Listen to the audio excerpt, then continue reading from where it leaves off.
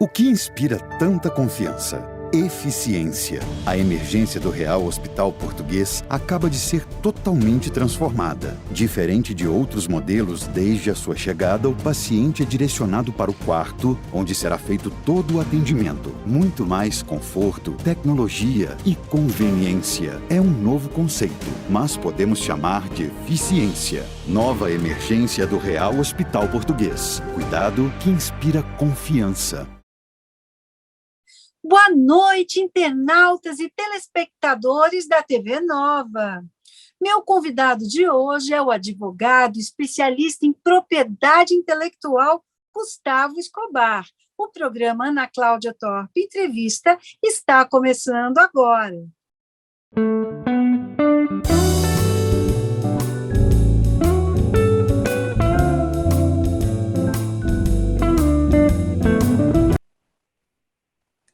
A construção de uma marca envolve muito trabalho. Como proteger o seu negócio através do registro da sua marca? Para tirar essa dúvida e conhecer esses processos, convidamos o advogado especialista Gustavo Escobar. Boa noite, Gustavo. Tudo bem com você? Olá, Ana. Boa noite. É um prazer estar aqui contigo e poder falar um pouco sobre esse tema que é o objeto do nosso trabalho do dia a dia, então nos dá muito prazer. Olha, o prazer é todo nosso em recebê-lo aqui, ainda mais para esses esclarecimentos. Gustavo, vou começar perguntando para você, o que é propriedade intelectual? Muito interessante essa pergunta, né? Porque, por mais que se fale bastante sobre propriedade intelectual, ainda é um conceito um pouco desconhecido, né? As pessoas falam muito, mas poucos compreendem efetivamente o que é propriedade intelectual. A gente tem uma classificação, um conceito, vamos dizer assim, né, legal, né, que é definido por um tratado internacional que diz o seguinte: propriedade intelectual são tipos de criação decorrentes da atividade do espírito humano, ou seja, aquilo tudo que é fruto da nossa criatividade, da nossa capacidade, né, de criar e inovar, pode ser protegido com a propriedade intelectual. E aí há toda uma classificação, toda uma divisão, e nós temos a possibilidade de encaixar, né, vários itens e criações dentro desse conceito. Quais são essas divisões?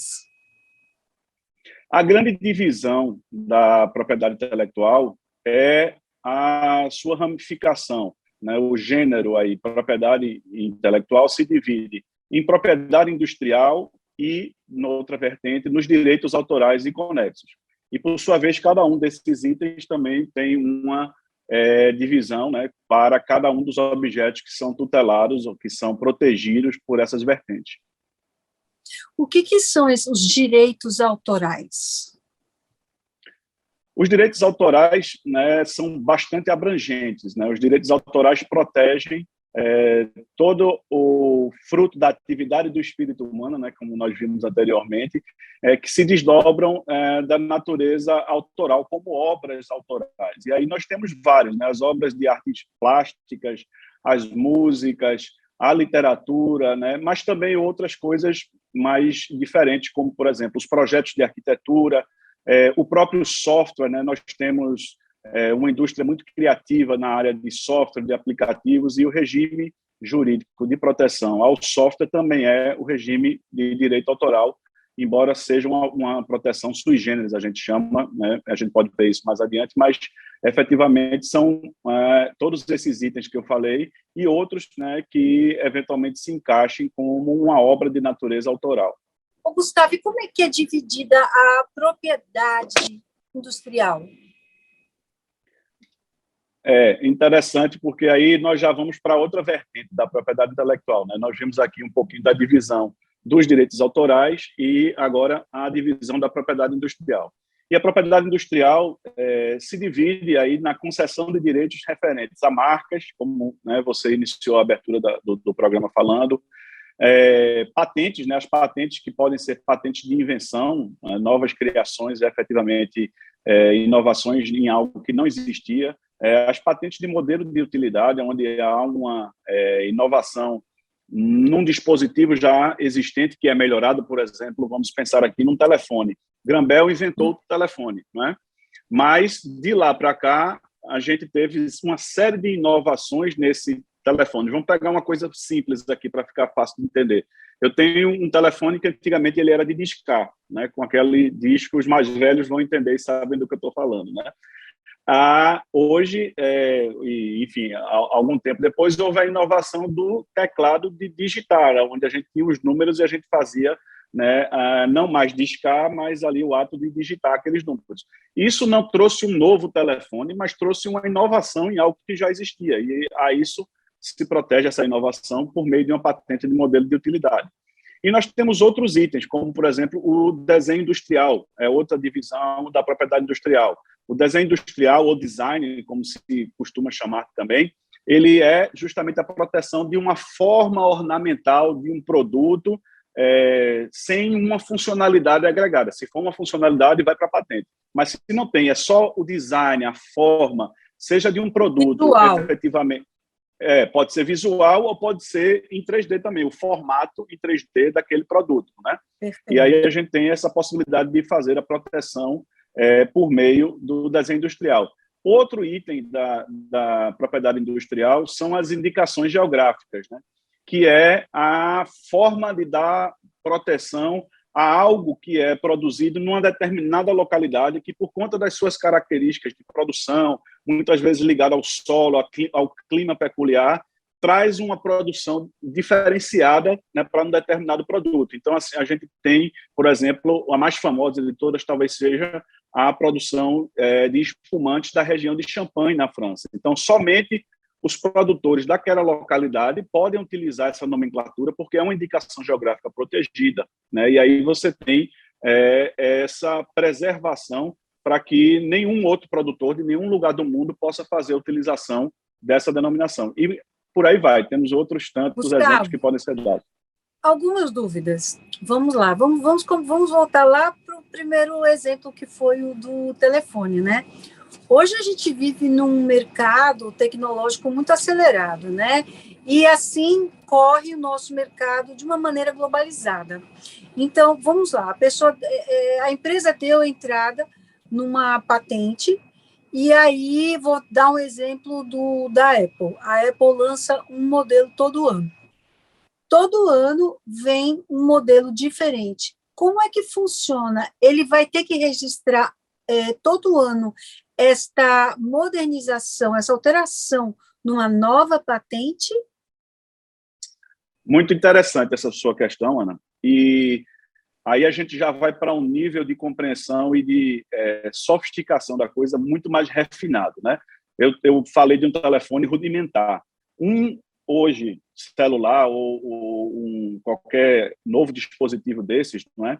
Ele tem uma série de patentes associadas a ele, porque, na verdade, ele é um grande conjunto de funcionalidades e de instrumentos, né, que são, muitas vezes, desconexos. Eu tenho funções totalmente diferentes que estão associadas dentro de um mesmo dispositivo.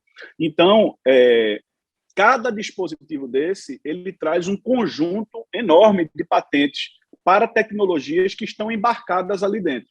Então, pode ser que eu tenha, de um ano para outro, não uma patente, mas uma variedade, muitas outras patentes associadas àquele dispositivo que muitas vezes é muito similar ao do ano anterior, porque aí a gente está vendo o design. Embora o design, que é a casca daquilo, esteja ali muito parecido, o que está dentro pode ser completamente diferente. Então, ali a gente vai ter, né, várias e várias patentes, e não raras vezes a gente acaba percebendo que há disputas. Se você puder pesquisar na internet, você vai ver Apple e Samsung, eles têm muitas disputas nessas duas empresas por patentes. E aí as brigas são milionárias, milhões e milhões de dólares, né, por conta de um pequeno dispositivo ou de uma tecnologia, né, que é uma parte desse conjunto de funcionalidades que é um telefone inteligente hoje, né, um celular. Então, assim, realmente são muitas patentes que podem vir embarcadas dentro dessa tecnologia. Ok, Gustavo. Agora a gente vai fazer um breve intervalinho, mas a gente volta já já. Não sai daí. O que inspira tanta confiança? Eficiência. A emergência do Real Hospital Português acaba de ser totalmente transformada. Diferente de outros modelos, desde a sua chegada, o paciente é direcionado para o quarto, onde será feito todo o atendimento. Muito mais conforto, tecnologia e conveniência. É um novo conceito, mas podemos chamar de eficiência. Nova emergência do Real Hospital Português. Cuidado que inspira confiança. O SOS Preces é um trabalho realizado por voluntários que, além de oferecerem uma escuta sensível, afetiva e respeitosa, compartilham mensagens de fé e esperança por meio da prece e das palavras do Cristo. Este é um trabalho ecumênico realizado pelo telefone. Ligue SOS Preces, DDD 31 33 34 9700.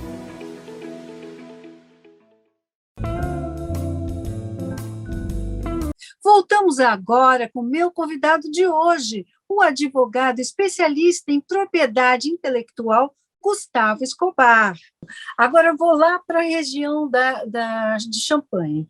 A Champagne, muito bem. Há quanto tempo nós sabemos de toda a história, sabemos dessa diferença, mas isso vai durar para sempre ou existe um período que isso acontece, ou não, geograficamente é para sempre. Ou, vamos supor, a gente ouve falar de quebra de patente. Então, eu queria que você explicasse essas duas coisas, na questão geográfica, se vai ser para sempre, e se pode, vamos supor, se não fosse, se haveria uma quebra de patente, como há com os medicamentos que se tornam genéricos, por exemplo. É mais uma questão interessante, né? Primeira questão é a gente compreender que existe um princípio atrelado à propriedade industrial, que é o princípio da territorialidade, né? Com algumas exceções que estão justamente nos tratados internacionais, aquela concessão ela é feita por um Estado, por uma nação, né, para titulares de uma determinada região, no caso da indicação geográfica, né, e ela tem validade a depender da legislação nacional e pode ser renovada infinitas vezes para que isso se perpetue. E aí o que a gente precisa compreender é o seguinte: enquanto houver aquela característica que levou à concessão daquela indicação geográfica, aquele instituto deve permanecer protegendo aquele produto em particular ou aquele conjunto de produtos daquela região. Outra coisa é a quebra de patente, né? Então, aí a gente está pensando em algo que já é protegido por uma patente. Esse nome quebra de patente, ele é falado vulgarmente, né? Ele é muito utilizado na imprensa, mas quebra de patente não é a expressão mais apropriada. Por quê? Porque ela dá a ideia de uma violação concreta, na ofensa a um direito decorrente de uma patente. A expressão mais apropriada são as chamadas licenças compulsórias. E a própria legislação no Brasil, a Lei 9279, de 96, ela traz toda uma regra para que seja realizada uma licença compulsória, onde há um interesse social, onde há uma pandemia, por exemplo, vamos imaginar, né? Nesse caso da pandemia, isso foi falado de maneira imprópria. Por quê? Porque estão falando de patentes quando sequer havia patentes ainda, né? Nós eram pedidos de patentes em tramitação que não haviam sequer sido examinados. Foi tudo muito rápido, né? Relacionado às vacinas, propriamente dito. Então, existe um processo, e esse processo ele não deixa de remunerar, inclusive, o titular daquela patente. Aquela empresa ela vai receber uma remuneração justa, mas se ela não tiver condições de produzir, ou se estiver cobrando um preço exorbitante, né, isso vai tudo ser modulado com base na legislação do país onde a patente foi depositada, e há uma flexibilidade desse direito de exclusividade. Porque imagine só, você é detentora de uma grande tecnologia que vai curar o câncer ou a AIDS, uma doença que é fatal hoje em dia. E aí você se nega, embora tenha aquela tecnologia, aquele medicamento, e você se nega a explorar comercialmente por qualquer razão aquilo, né? Então, isso não pode ser tolerado, porque representa uma intervenção, né? Um abuso de direito, não é? E é uma coisa que vai trazer um benefício para a humanidade. Então, o sistema já tem dentro dele a previsão das hipóteses onde a gente pode fazer esse licenciamento compulsório e flexibilizar esses direitos em benefício do coletivo, em detrimento do individual. Agora, Gustavo, o que significa proteção sui generis? Boa, isso eu falei em relação à proteção do software, né? Porque o software, como eu expliquei antes, ele está protegido como direito autoral. Então, a nossa legislação enxerga o software, né, como linhas de códigos-fontes que estão ali sendo programados, linhas de programação dentro de um código-fonte, né? E a opção do legislador para isso foi a proteção via direitos autorais. Ocorre que, no Brasil, essa proteção a gente diz que é sui generis porque o registro do software, que é aquilo que confere, né, a prova de titularidade, de proteção e de propriedade sobre aquele software, é feita no Instituto Nacional da Propriedade Industrial, no INPI, que é, obviamente, o órgão responsável por tutelar a propriedade industrial. Então, a gente tem aí uma proteção sui generis, porque é direito autoral, mas é protegido como propriedade industrial no instituto competente. Então, é algo meio híbrido, assim, que está com um pé em cada lugar da propriedade intelectual. Certo. Agora, o que acontece quando há uso indevido da propriedade intelectual? Nós temos algumas ferramentas, né, para combater essa utilização indevida. Vamos pensar aqui no caso mais comum, aquilo que acontece com mais frequência, que é a violação de marcas. Seja por má-fé ou por boa-fé, todo dia está acontecendo uma violação de marcas. Então, nós temos instrumentos para combater isso, seja na seara civil, né, por meio de notificações extrajudiciais, que muitas das vezes resolvem a questão, quando bem feita, bem instruída, ela tem o poder de convencer aquela outra parte a deixar de utilizar a marca indevidamente, ou pagar uma licença, se for o caso, se for pertinente ao titular da marca, também pode ser uma saída, não é? Mas se isso não resolver, nós temos as ações judiciais.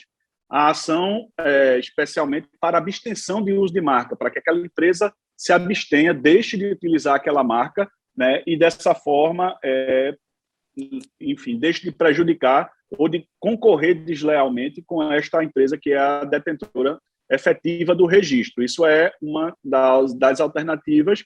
Essa ação, muitas vezes, pode ser acumulada com um pedido de indenização por perdas e danos, né? E aí nós temos alguns critérios na legislação para fixar o valor dessa indenização, sejam os danos patrimoniais ou os danos morais, né, que venham a ser arbitrados aí por uma decisão judicial. Isso na seara civil. Na seara criminal, né, embora não seja a minha especialidade, mas existem também medidas e ações que são tomadas com a representação perante a autoridade policial para que ela possa fazer vamos chamar assim, as diligências necessárias, né? E aí a gente vê muito isso nas feiras, nos mercados, onde tem aquelas marcas todas que são muito famosas e que são pirateadas, né, colocadas ali nas prateleiras ou às vezes até pelo chão mesmo, você vê, né, na esteira, bolsas, você vê produtos da Disney, você vê, enfim, uma série de personagens também, né, que são marcas registradas, muito deles, e estão ali sendo colocados à venda, né, e são produtos falsificados. Então, tem essa vertente do direito público, né, no aspecto criminal, que também funciona para combater a pirataria, né, que é aí a doença da propriedade intelectual. Nós tivemos, inclusive, um exemplo aqui na área gastronômica, num dos restaurantes do Joca Pontes, né, que se chamava, eu acho que era La Playa, que é uma creperia, e depois, assim, ele já tinha muito tempo, alguns anos, e alguém entrou e ele não registrou, e alguém entrou em outro estado, registrou e depois reclamou e ele teve que mudar a marca. Então, é muito importante, né, Gustavo, você proteger a sua marca, né? Efetivamente. Esse exemplo que você está dando é um caso, né? Eu conheço esse caso, mas existem muitos outros. A mensagem fundamental que a gente deve passar para o empreendedor, para o empresário, é que o momento de você registrar a sua marca é no ato de abertura e constituição do seu negócio. Do mesmo jeito que você abre um CNPJ, você registra a marca.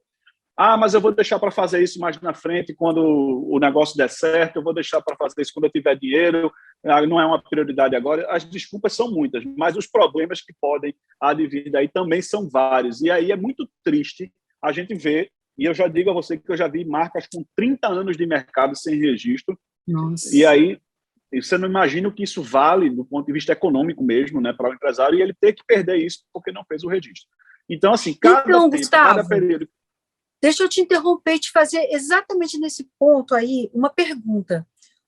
Então, nesse caso, levando esse aspecto em consideração, o que é a marca? Ótimo. É muito interessante também essa pesquisa, né? Porque às vezes há uma confusão entre marca e patente, entre marca e direitos autorais, né? Mas a marca, também pegando o conceito, né, da lei, né, é um sinal distintivo, visualmente perceptível, não compreendido nas proibições legais. Agora a gente vai fazer um breve intervalo, mas voltamos já já, não sai daí.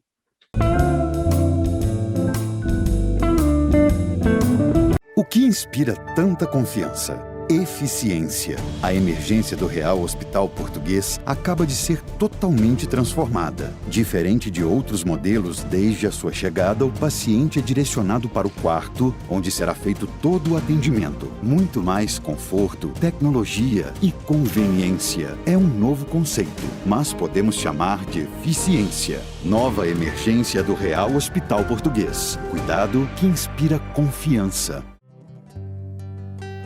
Abra seu coração, estenda sua mão para aqueles que estão ao nosso redor.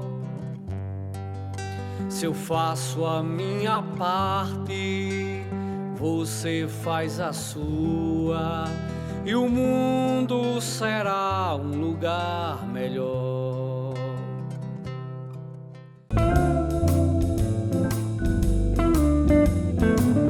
Voltamos agora com o meu convidado de hoje, o advogado especialista em propriedade intelectual, Gustavo Escobar. No caso da patente, como é o processo para dar entrada numa patente? Embora a gente tenha um objeto bem diferente da marca na patente, né, uma nova tecnologia, um dispositivo médico, um novo dispositivo tecnológico, enfim, são questões diferentes, ou um novo dispositivo de engenharia, enfim. Também se faz necessário uma busca de anterioridade. Por quê? Porque tem alguns requisitos para a concessão de uma patente, e um deles é a novidade e a atividade inventiva. Nesses dois, a gente precisa compreender como é que está o que a gente chama de estado da arte, estado da técnica, até onde a ciência já evoluiu ali, naquele ponto, para que a gente possa perceber se a nossa tecnologia ou se o que o cliente quer proteger por meio da patente, ele vai além, ele avança. Isso é muito interessante a gente perceber que os bancos de patente, em geral, são abertos, mas não são abertos para ninguém ir lá e copiar aquilo que está ali. Por quê? Porque já está protegido por uma patente, mas são abertos para que as pessoas possam pesquisar e ir além, inovar. Então, é muito bonito porque é um estímulo constante ao desenvolvimento tecnológico.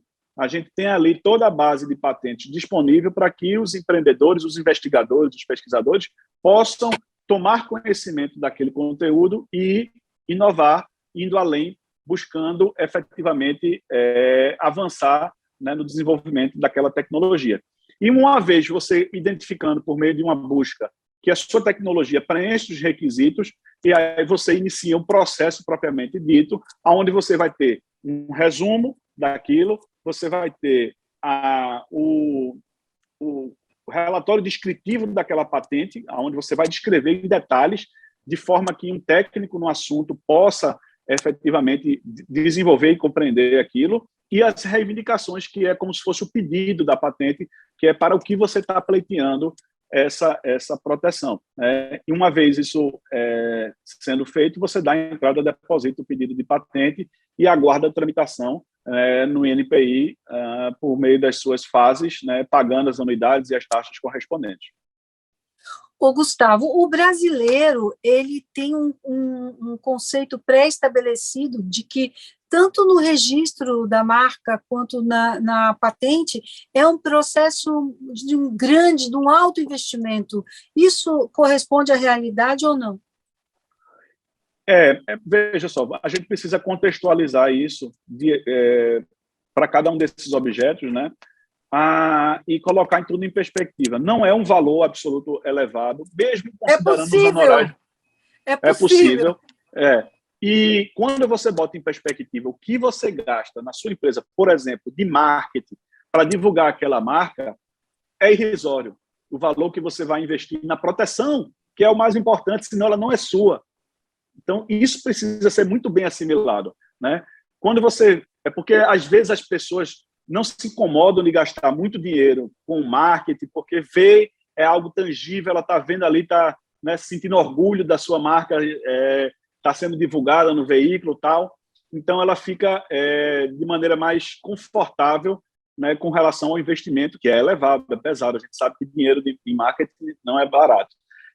Mas, às vezes, né, quando se depara com o registro, compreende que aquilo é uma formalidade, que é algo que, enfim, não vai lhe trazer tanto benefício, quando, na verdade, é o inverso, né? Sem o direito de propriedade, sem o direito de exclusividade, não tem marketing que se sustente, porque do dia para a noite esse castelo que você criou pode ruir, né? Você pode perder a sua marca se efetivamente ela vai ficar desprotegida e perder todo o investimento que você fez. Ou o que é pior, você pode estar fazendo investimento na marca de uma outra pessoa que já registrou. Isso. Né? E isso é um desvio de clientela, um problema enorme que pode lhe dar, inclusive, a obrigação de indenizar esse verdadeiro titular. Então, o valor que se investe, né, é algo irrisório perto da dimensão e da importância que isso tem. Gustavo Escobar, o pessoal que está nos assistindo e que gostaria de tirar mais alguma dúvida ou entrar em contato, como é que pode fazê-lo? Bom, nós temos aí todas as redes sociais do escritório, basta procurar por Escobar Advocacia, que você vai nos encontrar, né, no Instagram, no Facebook, LinkedIn, enfim, nós estamos em todas as redes sociais. Tem o nosso site, né, escobaradvocacia.com.br, e também pelo telefone, né, 3031-5363. Então, você consegue nos encontrar facilmente, né? Eu também tenho o meu próprio Instagram pessoal, se quiserem compartilhar, sempre estou falando sobre esse assunto e trazendo, né, um conteúdo, né, de interesse público. Eu acho que a gente tem que, né, dar uma certa dimensão nesse conteúdo de forma que atinja o problema e a identidade que as pessoas estão procurando ali. Então, por todos esses meios aí, vocês podem nos encontrar. Gustavo, muito grata pela sua entrevista. Olha, parabéns, gente. O Gustavo Escobar é um dos maiores especialistas do nosso país em propriedade intelectual, pernambucano, tem escritório em Portugal, ele é chiquérrimo, viu, gente? É isso aí. Bom, Gustavo, mais uma vez, muito grata. E você de casa, sábado que vem, lembre-se, você tem um encontro marcado comigo aqui, na TV Nova, às 20 horas. Um beijo. Até lá!